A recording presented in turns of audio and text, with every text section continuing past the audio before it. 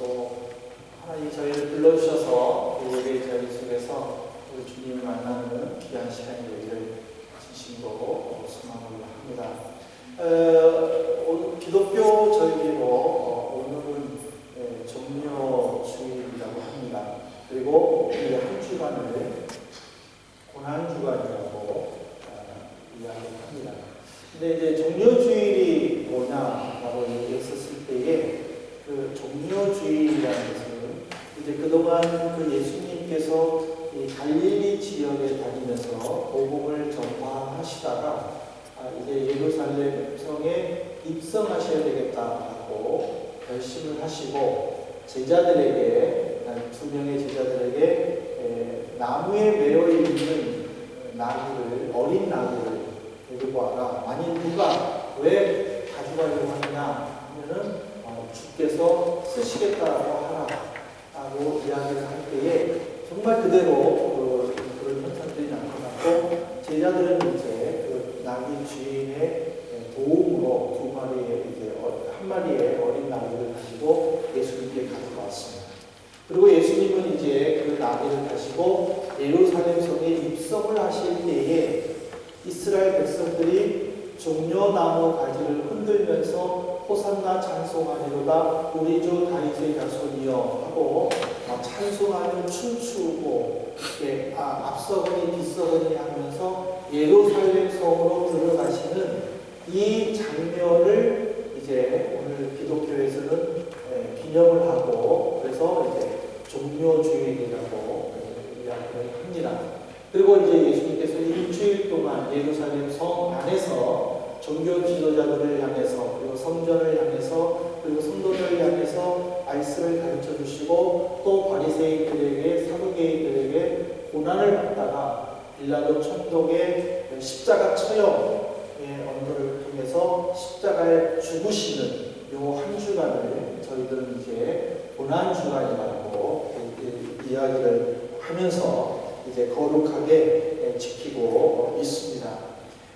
예수님께서 베풀어 주셨던 그 유대 백성들은 구약에서 선지자들이 너희를 위하여 메시아가 올 것이다라고 말하는 그 예언을 예수님이 자기의 메시아로 믿고 예루살렘에 들어갔을 때에 열렬히 환영을 했습니다. 왜냐하면 그 당시에는 로마의 독재로 유대 백성들은 굉장히 어려운 가운데 있었고 그래서 메시아이신 이 예수가 로마를 쫓아내고 우리를 편안하게 살게 할 것이다라는 그런 믿음이 있었습니다. 그래서 예수님이 예루살렘 성에 들어가실 때에 열렬하게 환영을 한 이유도 바로 그들의 열망이 있었습니다. 이제 예루살렘에 들어가신 예수님은 자기의 입으로 나는 메시아다라고 선포하지 않으셨습니다. 그럼에도 불구하고 대제사장들과 바리새인들은 어떻게 해서든지 간에 예수를 죽이기 위해 노력을 했고 그 결과 예수님의 제자 중에 한 명인 가룟 유다가 대제사장에게 가서 내가 예수를 너희에게 넘겨주겠다. 너희는 나에게 무엇을 해주겠느냐 해서 이제 은 30에 모든 것을 계약을 맺고 가룟 유다는 호시탐탐 예수님을 넘길 기회를 보게 되죠. 그러다가 예수님이 이제 겟세마네 동산에서 기도하실 때에 가룟 유다는 기도하시는 그 예수님을 붙잡기 위해 로마 군사들을 이제 데리고 옵니다. 그리고 이제 예수님은 먼저 대제사장에게 신문을 받았고 그 다음에는 빌라도에게 갔고 그 다음에는 헤롯에게 가고 이렇게 밤새도록 대제사장과 빌라도와 헤롯에게 이렇게 어려움을 당하고 힘든 고문을 당하고 그러다가 이제 아침에 빌라도 총독이 예수님을 십자가에 못 박아 죽여라 하고 처형을 해서 골고다 언덕에서 십자가에 매달려 죽으십니다. 이것이 바로 예수님이 예루살렘 성에 입성하시는 모습과 그 일주일 동안에 있었던 모습이 성경에 기록되어 있습니다. 독재 권력에 대항해서 투쟁하던 그 시대에 예수님은 그냥 어린 나귀를 타시고 예루살렘에 들어가신 것은 바로 당신이 평화와 사랑의 왕임을 온 세상에 선포하셨습니다. 그리고 주님께서 헤롯과 빌라도에게 신문을 받을 때에도 단 한마디도 자기 변명을 하지 아니하고 몸소 십자가에 죽으심으로 또 용서와 또 화해의 모습을 보여주시기도 하셨습니다. 이렇게 예수님은 열렬한 환영 속에 들어가셨고, 그리고 또 바리새인들의 어떤 그 공격도 받기도 하고, 그리고 또 바리새인들의 질문에 예수님은 일일이 답변함으로 그들의 잘못된 것을 보여주셨음에도 불구하고 정작 예수님은 제자들과 함께 있었을 때에는 마태복음 26장 2절에 보면은 너희가 아는 바와 같이 이틀이 지나면 유월절이라 인자가 십자가에 못 박히기 위하여 팔리리라 하시더라. 그러니까 이 말이 무슨 말이냐면은 세상을 구원하기 위해서는 나를 죽이려고 하는 사람들에게 기꺼이 내 몸을 맡겨서 내가 죽어야만 한다라는 그런 의미를 담고 있습니다. 이 예수님의 사랑을 깨달은 바울 사도도 오늘 빌립보서 2장에 우리가 함께 읽은 내용 속에서도 예수님이 고통을 당하고 죽으셨다는 것을 빌립보 교인들에게 다시 한번 각인시키면서 성도들에게 예수님의 마음을 본받아야 합니다라고 오늘 설교 빌립보서를 기록을 했습니다. 근데 이 내용을 보면은요, 우리가 아주 중요한 한 문장을 발견할 수 있는데 바로 빌립보서 2장 6절입니다. 그는 하나님과 동등하다. 이 하나님과 동등하다라는 이 바울의 선포는요, 그다음 바울 시대 때에 굉장히 큰 사람들의 그 생각을 바꿔주는 혁명적인 내용이었습니다. 왜냐하면은 이 당시에 예수님에 대해서 여러 논쟁들이 있는데 조금 기독교적으로 조금 어려운 말을 쓴다면은 신인동형론이라는 단어를 여러분들이 아시면 됩니다. 그러니까 이게 뭐냐면은 신인양성론, 죄송합니다. 신인양성론. 신과 인간이 어떻게 같이 가지고 있을 수 있느냐. 그래서 어떤 쪽에서는 예수님의 인간적인 면만 부각을 해서 예수님의 인성만 믿는, 즉 예수님은 사람이다 하고 주장하는 그런 부류가 있는가 하면은 또 어떤 부류는 예수님의 신성만 부각해서 예수님은 사람이 아니라 하나님이시다 하고 주장을 했었어요.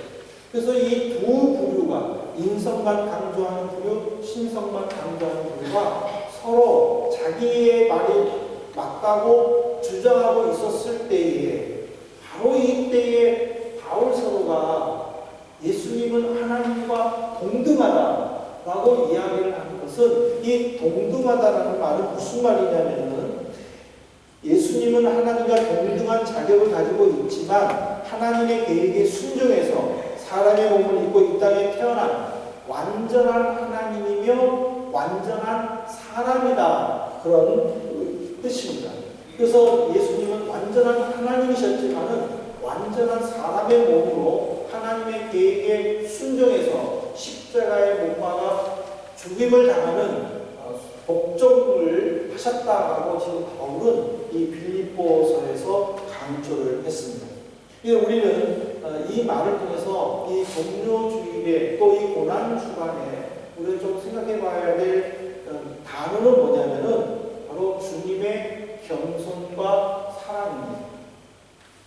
예수님이 힘이 없어서 로마 군사들에게 붙잡힌 것은 결코 아닙니다.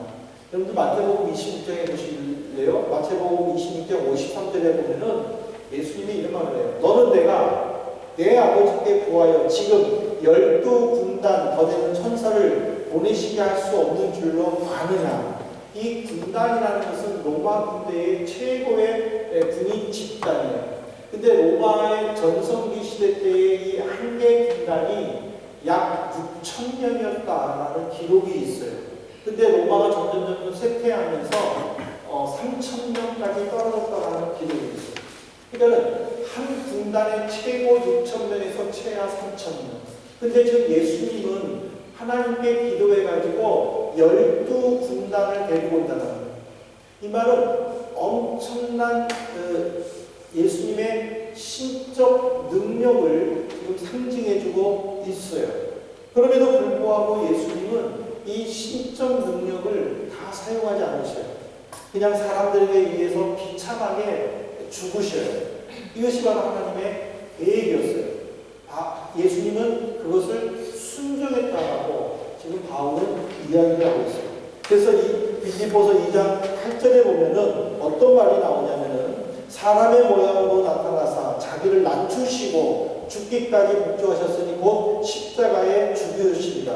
여기 보면 사람의 모양으로 태어났다고 했어요. 그리고 십자가에 죽기까지 복종했다. 이거는 예수님의 겸손한 모습이라는 거예요.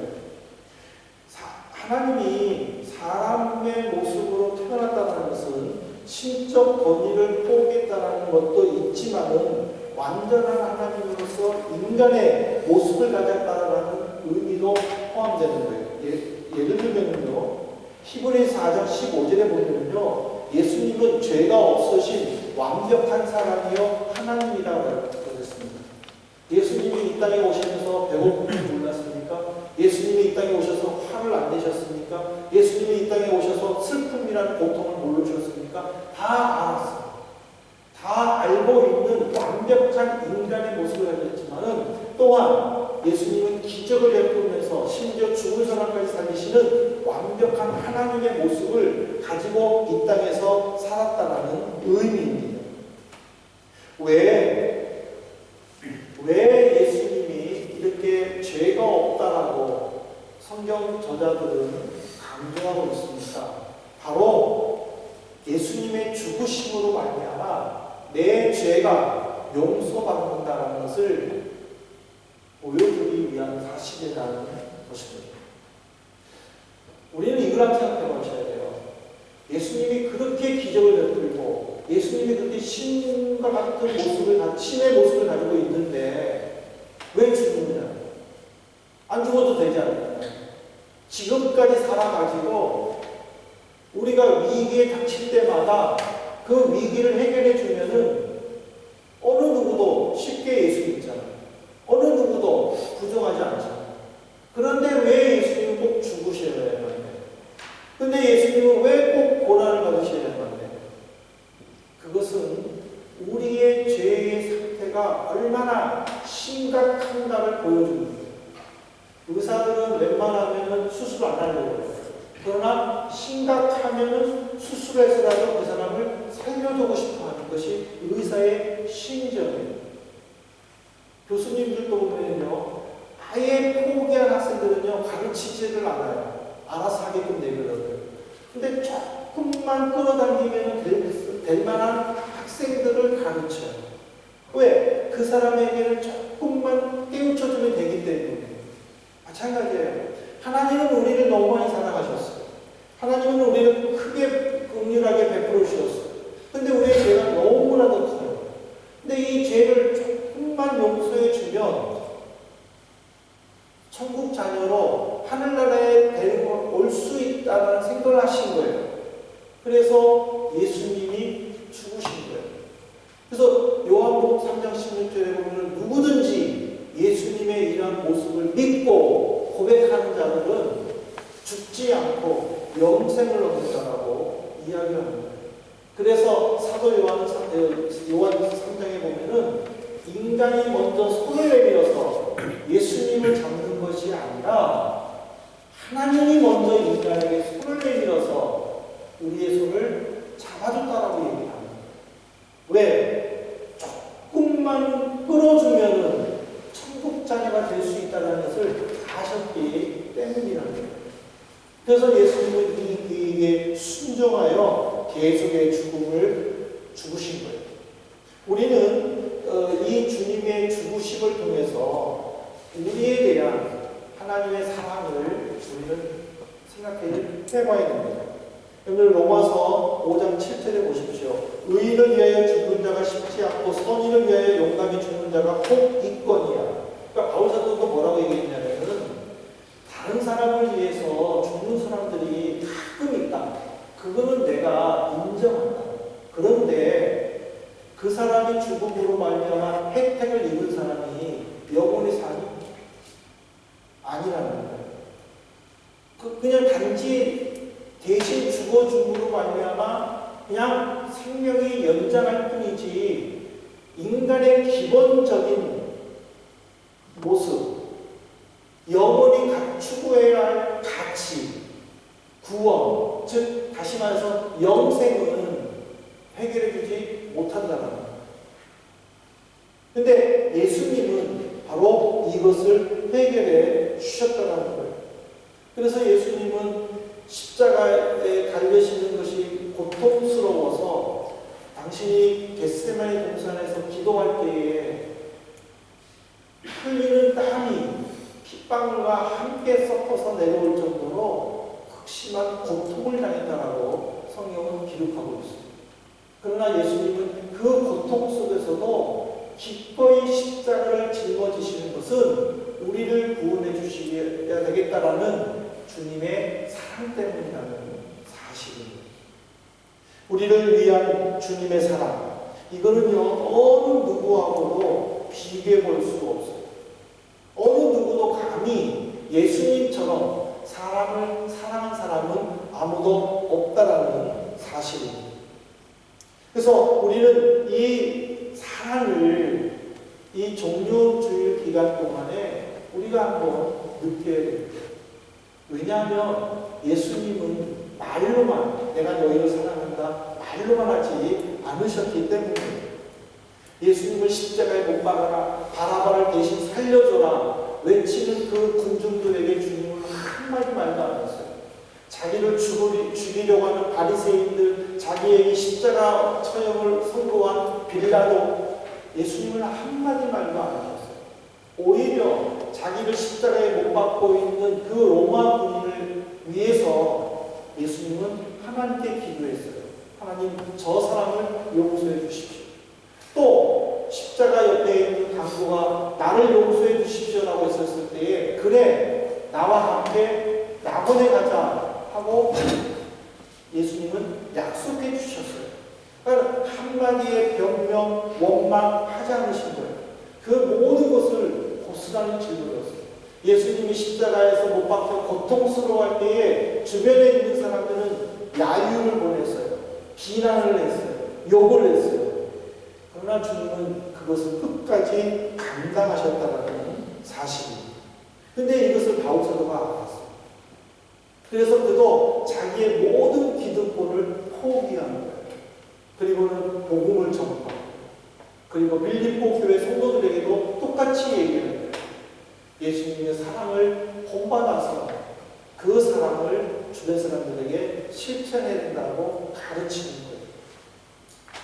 저는 이 이상의 내용을 통해서 마지막 결론적으로 사랑하는 성도 여러분들께 부탁드리고 싶은 것은 주님의 사랑은 우리 마음속에 담겨져 있게 되고 그 사랑은 우리 안에서 열매를 맺는다는 사실. 우리는 십자가에 죽으신 예수님 나와 무슨 상관이 있는가? 지금도 밖에 나가서 이 좋은 날씨를 만끽하는 사람들이 많이 있어요. 그러나 그 만끽할 수 있는 이 좋은 시간에 우리가 여기 나와서 예배드리는 목적은 뭐예요? 바로 그 주님의 사랑이 내 안에도 있기를 원하기 때문에 또 내 안에 있는 것을 확인받고 싶기 때문에 아닙니까? 그러면 우리는 그 사랑의 열매가 내 안에서 나와야 한다는 사실이에요.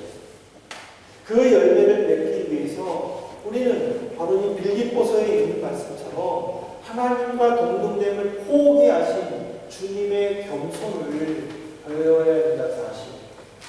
성 어거스틴이 4세기경에 알렉산드리아에서 주교로 있는 디오스쿠스에게 편지를 보내면서 이렇게 강조했대요. 기독교인의 덕목 중에 첫째도 겸손, 둘째도 겸손, 셋째도 겸손이다. 그러니까 어거스틴이 성도들에게 겸손을 강조한 것은 바로 주님의 겸손과 사랑을 깨달았기 때문이라는 거예요. 주님이 십자가에 달려 죽으신 바로 이 종료주에게 우리는 겸손과 사랑과 복종을 배워야 합니다. 나에게 잘해준 사람에게 잘해주고 나에게 친절한 사람에게 친절함을 보여주는 것, 그거는 진정한 사랑이 아니에요. 진정한 사랑이 뭔지 아십니까? 예수님처럼 주님의 사랑에 힘입어서 나를 욕하는 자들에게, 나를 죽이려고 말하는 자들에게, 나를 죽이기 위해 배신하는 자에게 아무 말도 하지 않고 상처도 주지 않고 그것을 감싸고 끝까지 이해해 주는 것, 이것이 사랑. 예수님이 그렇게 하셨어요. 우리도 그 모습을 해야 돼요. 내가 한 대 맞았다고 상대방을 2대 때리는 거, 그 사랑 아니에요. 그래, 내가 한 대 맞았으니까 내가 예수 믿으니까 한 대만 때릴게. 그 사랑 아니에요. 사랑이란 내가 맞았지만 그 맞은 것을 억울해하지 아니하고 화내지 아니하고 참아내는 것이 사랑이에요. 그래서 예수님이 우리에게 요구하고 것이 뭡니까? 누가 왼뺨을 때리면 오른뺨도 내주라. 이야기합니다. 우리가 이 종료주일에 생각해 보아야 될 것은 정말 주님의 대속적인 죽음이 없다면 나는 아직도 내 혈기 속에 삶은 죄인일 수밖에 없다는 겁니다. 이 세상을 살다 보면 특히 이 외국 땅에서 활동하다 보면요, 화가 나는 일이 가끔씩 있어요. 그리고 내가 지금 왠지 모르게 손해보고 있다는 생각이 들 때가 있어요. 은근히.